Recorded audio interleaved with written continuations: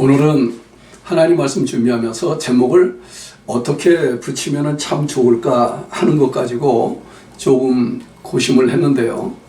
그래서 처음에 생각한 제목은 불 붙는 듯 하는 하나님의 긍휼, 그렇게도 생각했다가 또 정말 애틋한 하나님의 긍휼, 그렇게도 생각을 해보았습니다.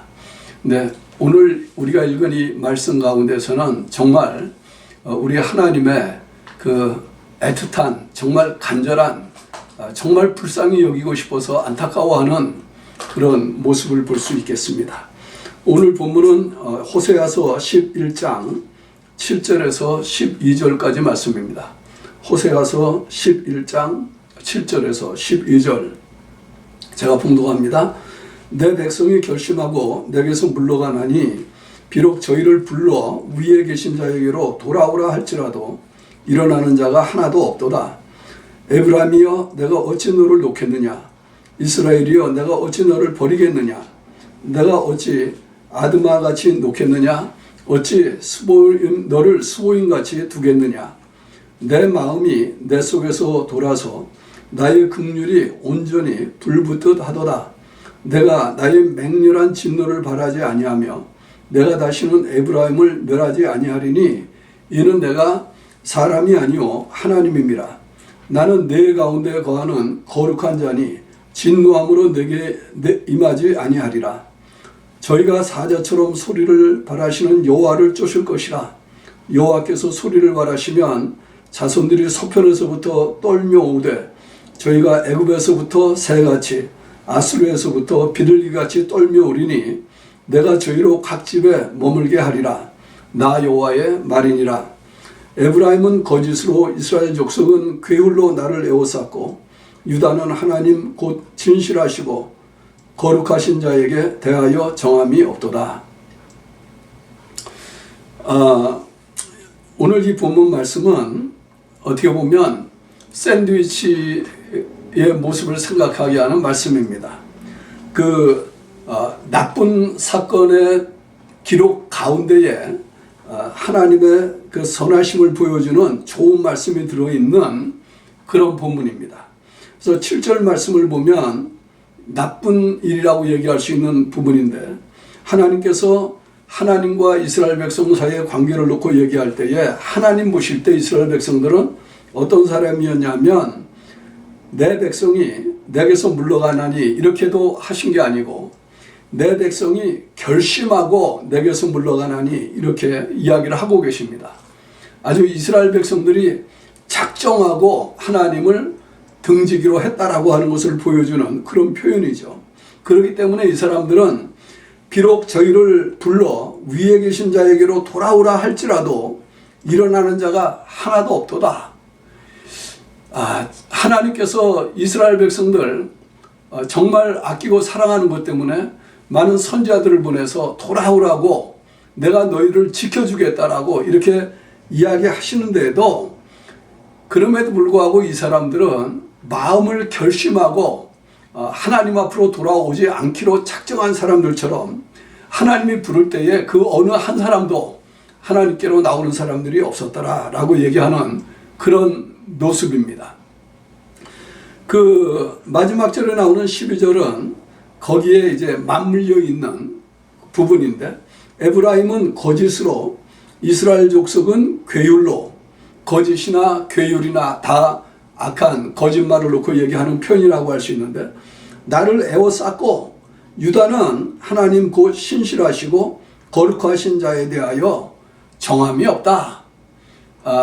이 구절은 성경학자들마다 조금씩 번역하는 게 다른 면이 있기는 합니다.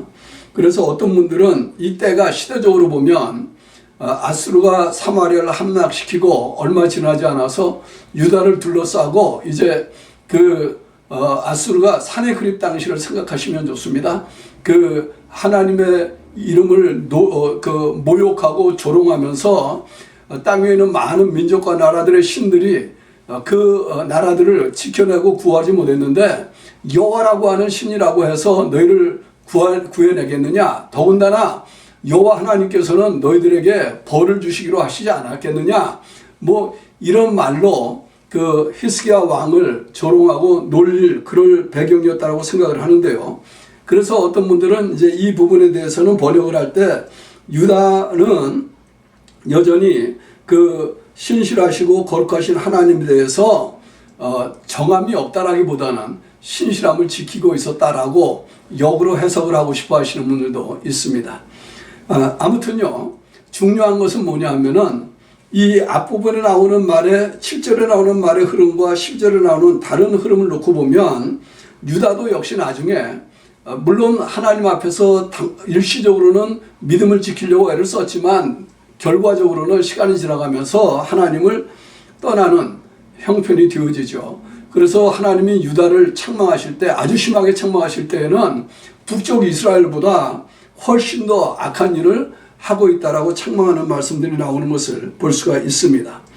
아무튼 여기서 생각하게 하는 것은 뭐냐 하면은 하나님께서 가운데 하나님의 그 안타까운 심정을 표현하고 있는 이 앞뒤를 그야말로 하나님의 백성이라고 일컫던 이 사람들이 하나님에 대해서 전혀 반응을 하지 않는, 그야말로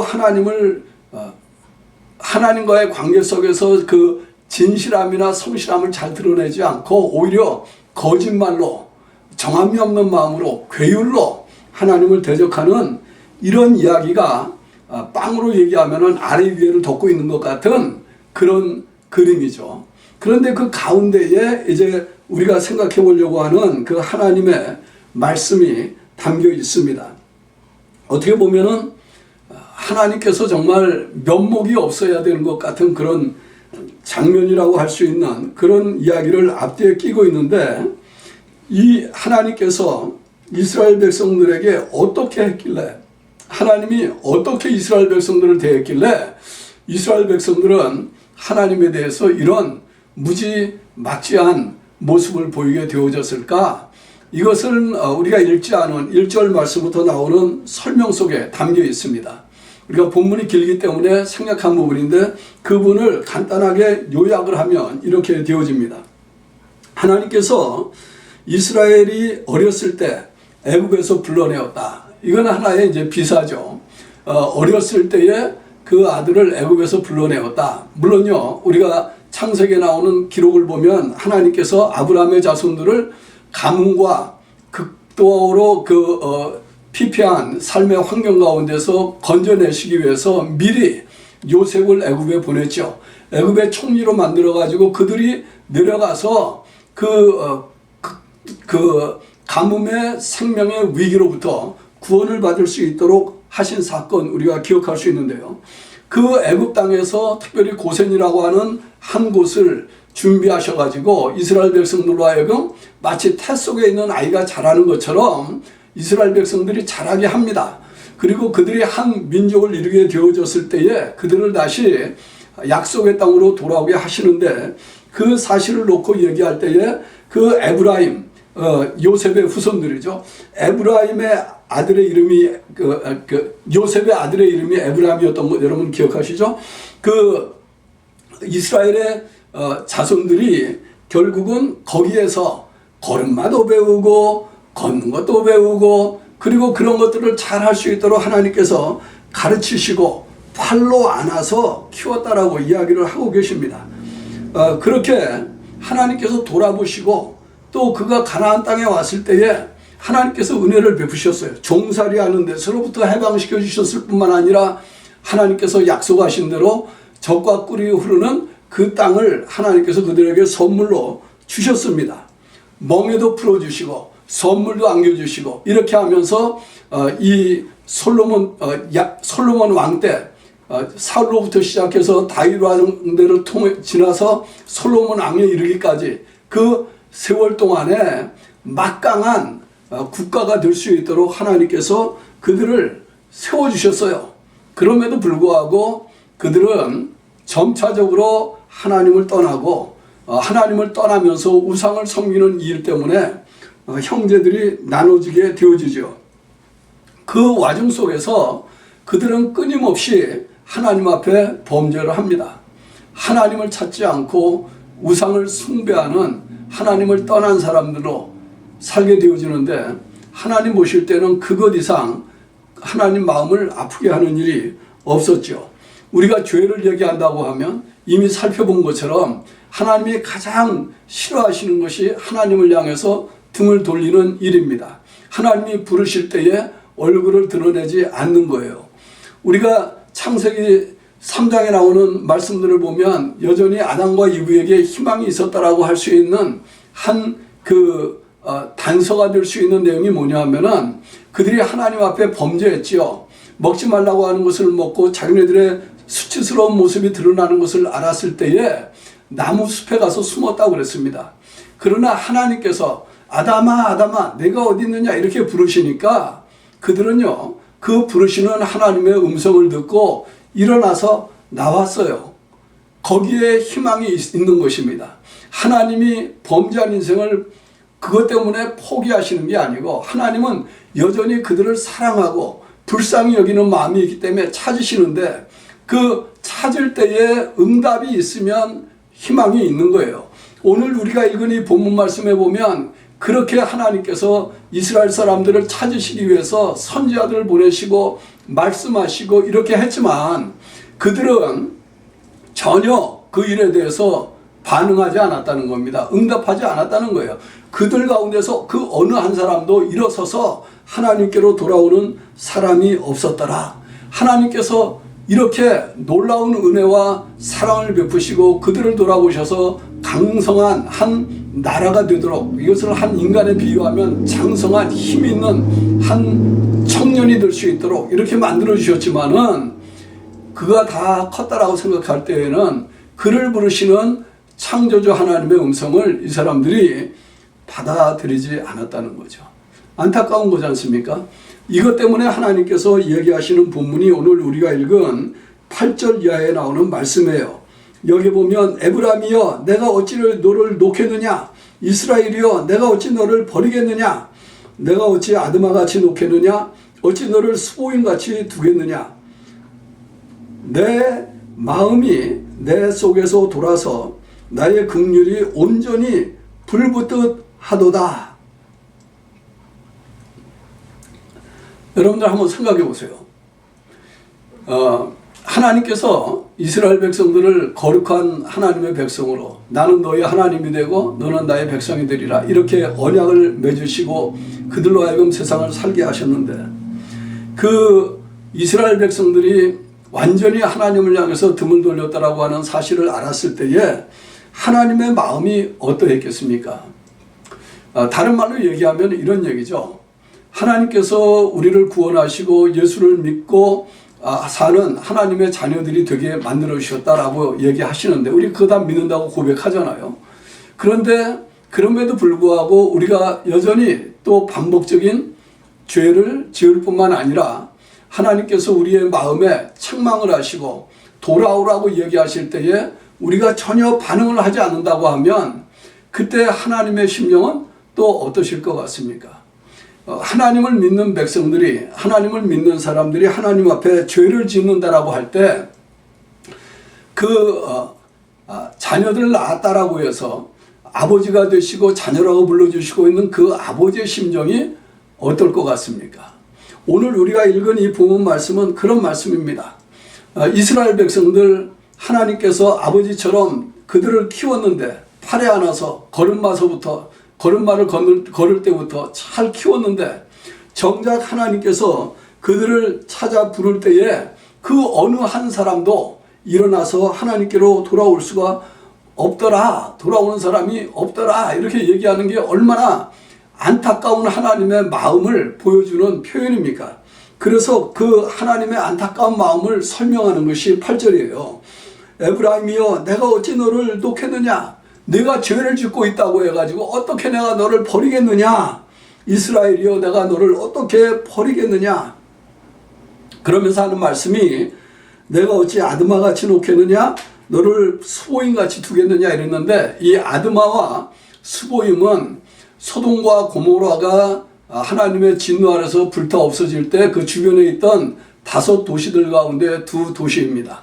그러니까 다른 말로 얘기하면 하나님께서 이 이스라엘 사람들 정말 하나님의 공의로운 성품 때문에 그들의 악을 심판하지는 않을 수 없는데, 그들의 악을 심판하더라도 어떻게 소돔과 고모라처럼 그렇게 완전히 멸절을 하는 쪽으로 심판을 하겠느냐. 그래서 9절에 보면 내가 나의 맹렬한 진노를 바라지는 않겠다. 내가 다시 에브라임을 멸하지는 않겠다. 그렇게 얘기하시는 거예요. 죄를 지은 것에 대해서 그 하나님의 공의로우심 때문에 진노하시지 않겠다는 말은 아닌데, 그러나 소돔과 고모라를 진멸하셨던 것처럼 그 스보임과 아드마를 진멸했던 것처럼 그렇게까지는 참아 못하겠구나, 그렇게 말씀하시는 거예요.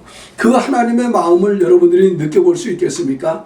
이는 내가 사람이 아니요 하나님이라. 나는 네 가운데 거하는 거룩한 자니 진노함으로 내게 임하지 않겠다. 진노함으로 임해야 될 일이지만은, 그러나 진노함으로 너에게 임하지는 못하겠구나. 왜냐? 왜 그렇습니까? 하나님께서 그 마음을 놓고 표현할 때 이렇게 얘기하신 거예요. 내 마음이 내 속에서 돌아서 나의 긍휼이 온전히 불붙듯 하는구나. 죄를 지은 것을 보면 하나님의 이 공의로우신 성품 때문에 반드시 진멸을 해야 되겠지만은, 그러나 또 하나님께서 하나님이시기 때문에 그들과 맺은 언약 때문에 하나님께서 정말 이들을 완전히 멸하지는 못하겠다라고 하는 이런 안타까운 심정을 거기에 표현하고 있습니다. 그리고 나서 10에서 11절 사이에 나오는 말씀은 하나님께서 장차 어떤 모양으로 라고 하는 설명은 없지만 그들을 다시 부를 때에 그들이 하나님께로 돌아올 것에 대한 이야기를 하고 있습니다. 제가 이 말씀을 보면서요, 부모님과 아들 사이에 있었던 어려운 일을 상담해 줬던 일을 한번 생각한 적이 있습니다. 오래된 얘기인데요. 아들이 가출을 했습니다. 가출을 해가지고 그 뉴욕에 있을 때 뉴욕의 그 한 갱의 무리 속에 들어갔는데, 부모님이 신앙생활 잘 하시는 장로님 가족이었어요. 그러니까 얼마나 안타까웠겠습니까? 그래서 이제 여러 가지로 궁리하다가 이렇게 한번 이제 계기가 돼가지고 상담을 받겠다. 이 아들을 좀 어떻게 도와줄 수 있겠느냐 해가지고 이야기를 나눈 적이 있는데, 긴 이야기를 간단히 요약하면 이래요. 이 아이는 부모님 입장에서는 정말 귀중한, 소중하게 정말 잘 자라게 되어지기를 원하는 아들이었고, 아들의 입장에서는 엄마 아버지가 자기를 위해서 해주는 것이 아무것도 없다고 생각을 했던 아들이에요.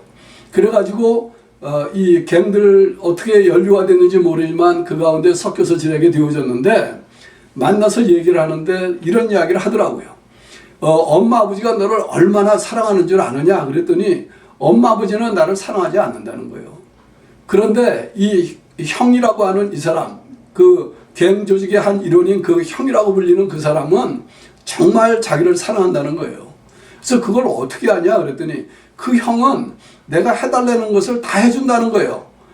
내가 무엇이 갖고 싶다 그러면 사주고, 무엇을 하고 싶다라고 하면 할 수 있도록 해주고, 내가 원하는 건 다 해준다는 거예요. 그런데 엄마 아버지는 하지 말라는 게 너무나 많다는 거예요.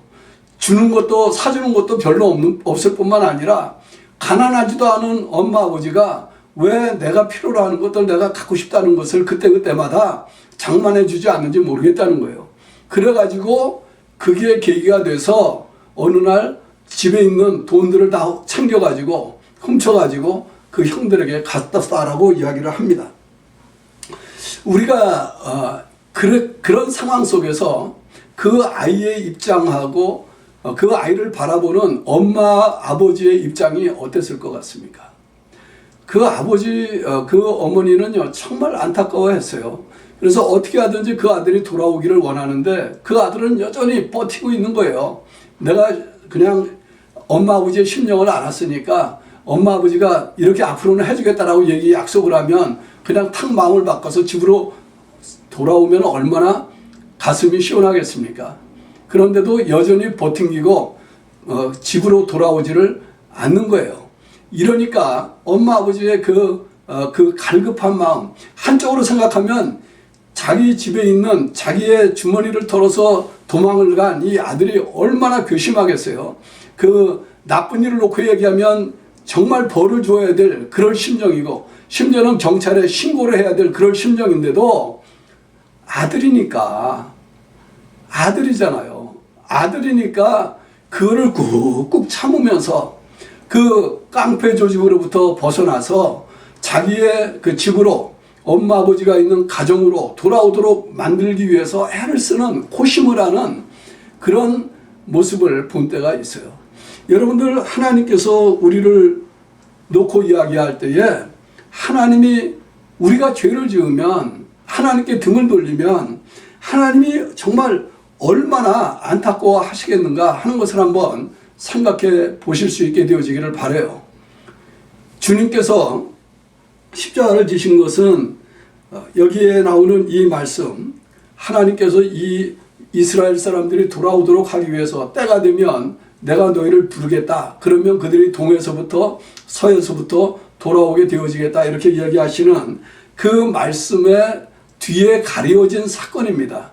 어떻게 하나님께서 그 일을 하시겠느냐라고 하는 설명은 이 본문에 없지만, 우리가 신약에 주어져 있는 긴 하나님의 구원의 역사의 흔적을 보면 결국은 하나님께서 하나님 앞에 등을 돌리고 사는 인생들, 이스라엘 자손들뿐만 아니고 땅에 있는 모든 인류들, 하나님이 아무리 불러도 돌아오고자 하는 마음이 없는 그들을 향한 그 간절한 마음 때문에 하나님께서 자기 아들을 세상에 보내셨고, 그 아들로 하여금 인간으로서 세상을 살게 하시다가 죄가 없음에도 불구하고 죄 있는 사람처럼 죽게 하셨다라고 하는 거 우리 이해하시지 않습니까? 그 이야기 속에도 정말 우리가 생각할 수 없는 그 하나님의 안타까운 마음이 담겨 있어요. 그것은 뭐냐 하면은 이런 것입니다. 하나님께서 허물과 죄로 하나님을 향해 등을 돌리고 사는 인생들을 긍휼히 여기시려고 하는 이것 때문에, 그래서 하나님의 마음을 돌이키셨다고 그랬는데, 그것 때문에 하나님이 사실은 자기의 아들이라고 부를 수 있는 예수님을, 성육신하신 성자죠, 그분을 십자가에 달아 죽게 하실 때에는 그 죽음의 마지막 순간에 주님께서 정말 절박하게, 아버지, 나의 하나님 어찌하여 나를 버리시나이까? 어찌하여 나를 구원하시지 않으십니까? 그렇게 부르짖기까지 할 정도로 했는데도 그 아들에 대해서는 하나님이 얼굴을 돌리셨어요. 긍휼과 자비라고 하는 모습을 보여주지 않았어요. 우리는 하나님께서 왜 그렇게 하셨는지 이해를 해요. 먼 훗날 하나님께서 주의 종들을 통해서 기록해 놓으신 그 후에 주신 계시의 말씀들 때문에 하나님의 공의로운 그 하나님의 공의가 죄를 짓는 사람들 위해 완전히 드러나도록 하시기 위해서 죄를 심판하실 때에는 그렇게 무자비 하실 수밖에 없었다는 것. 하나님의 아들이신 분이시지만은 그럼에도 불구하고 그렇게 긍휼을 덧입을 수 있는, 긍휼을 베풀어 줄 수가 없는 그런 상황이었다는 거 우리 이해하죠. 그러나 그 사건 때문에 우리가 긍휼을 입은 것이죠. 그러니까 우리가 하나님 앞에서 죄의 용서를 받고 하나님의 공의의 심판을 면하고 하나님께로 돌아와서 구원받은 사람이 되었다라고 하는 그 이면에는, 하나님을 향해서 나올 수 있는 사람이 될 수 있도록 하셨다라고 하는 그 사건의 이면에는 하나님의 이 엄청난 무자비한 모습이 자기의 아들 위에 쏟아붓는 진노 속에 담겨 있었다라고 하는 것을 우리 한번 깊이 생각해 볼 필요가 있습니다. 호세아서는 참 특이한 책입니다. 여러분들이 처음부터 읽어보신 적이 있는 분들은 이런 생각하실 수 있을 거예요. 어떻게 하나님께서 선지자에게 음란한 여인을 취해서 아내로 삼고 결혼 생활을 하라고 하실 수가 있을까 하는 생각이 드는 이상한 결혼 관계에 대한 말씀으로 시작하는 그런 이상한 책입니다. 그러나 이 말씀의 핵심은 한 가지에 있어요. 결혼 서약을 깨뜨리고 다른 남자를 따라간 그 아내를 하나님께서는 계속 호사 선지자를 보내서 아내로 데려다가 다시 살으라 라고 이야기를 하시죠. 법을 놓고 얘기하면 말이 안 되지만 사랑을 놓고 얘기하면 하나님의 긍휼과 자비를 설명하시기 위해서 남편이 부정한 아내를 참고 견디고 다시 데려다가 살도록 하기를 원하셨다라고 하는 그 말 속에 하나님의 간절한 그 심정을 담아놓고 있는 것입니다. 언약의 백성으로서 이스라엘 백성들이 하나님 앞에 거룩한 백성으로 구별함을 받았음에도 불구하고 하나님이 아닌 다른 것들에게 마음을 뺏기고 떠나갔다라고 하는 이것 때문에 하나님이 얼마나 마음이 끊어지게 정말 애절하게 깨어지는 고통을 당하셨겠어요. 그러나 하나님은 여전히 그들을 포기하지 않고 그들을 구원하실 생각을 가지고 계셨기 때문에 이렇게 주의 종들을 보내서 저들을 계속 부르시는 거죠.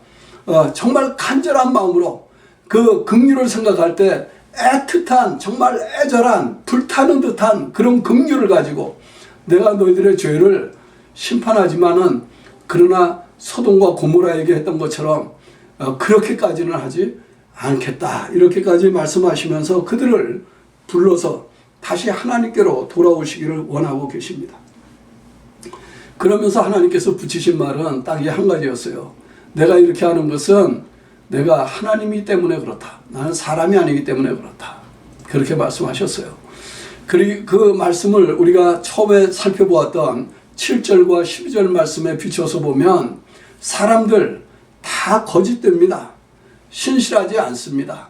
그러나 하나님께서는 자기가 한 약속 때문에 여전히 그 사람들에게 긍휼과 자비를 베푸시고 언약의 상대자로서 그들의 구원을 위하여 역사하시겠다라고 말씀을 하고 계시는 것이죠. 그래서 저는요, 여러분들이 이 한 주간을 지나갈 때 이런 생각을 한번 하시면서 지나가시면 어떨까 싶습니다.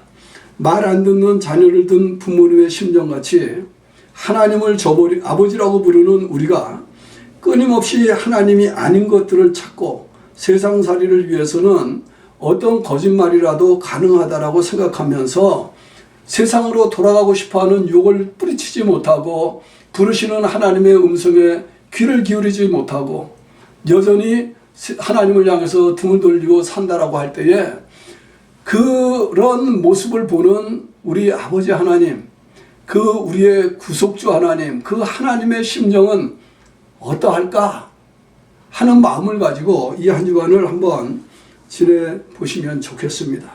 우리를 키우시고 먹이시고 자유케 하시고 사랑으로 이끌어서 나에게로 오라고 부르신 것 때문에 그 거룩하신 하나님을 아버지라고 부를 수 있게 된 우리가 이 한 주간을 어떤 마음으로 살면 참 좋을까 한번 씨름하시는 귀한 복된 한 주가 되기를 주님의 이름으로 축원합니다.